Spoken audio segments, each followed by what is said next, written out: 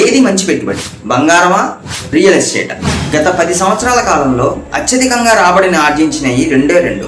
ఒకటి బంగారం, 2 real estate. పోయిన సంవత్సరం దసరాలో బంగారం సెవర 55,000 రూపాయలు. ఈ సంవత్సరం దసరాకి అదే బంగారం సెవర 85-86,000 రూపాయలు, 35-36% రాబడినిచ్చింది. అంతేకాకుండా బంగారానికి 3 ప్రత్యేకతలు. అవసరానికి బంగారం నగదుగా మారుతుంది, అవసరం తీరినాక మన నగ మన దగ్గరే ఉంటుంది.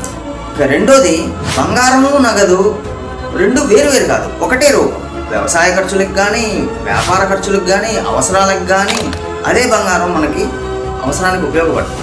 ఇక మూడవది, ఆపద కాలంలో మనకి రక్షణగా నిలుస్తుంది బంగారం. కానీ రియల్ ఎస్టేట్ పెట్టుబడి పెరుగుదల ఉండొచ్చు కాక, అది కొని మర్చిపోవాలి. అది లాంగ్ టర్మ్ ఇన్వెస్ట్మెంట్. అందుకనే మన పెద్దలు బంగారాన్ని ఆ వస్తువు పేరు కమ్మలను, నక్లెస్ను, గొలుసనో కాకుండా ఒక కామన్ పేరుతో పిలిచేవాళ్ళు. ఆ కామన్ పేరు మీకు ఎవరికైనా తెలిస్తే కింద కామెంట్ చేయండి. ముఖ్యంగా ఈ పేరు మన పరిసర ప్రాంతాల్లోనే మా దేవనూతల, గవినివారిపాలెం, పుల్లాయపాలెం ఈ గ్రామ ప్రజలు బాగా వాడతారు ఈ మాటని. ఈ దీపావళికి మనం మన ఇళ్ళకి బంగారు లక్ష్మిని ఆహ్వానిద్దాం. ఇచ్చేయండి. 916 HUID నగల కొరకు శ్రీ రామకృష్ణ జ్యువెలరీ మార్ట్, బాపట్లకే బంగారం.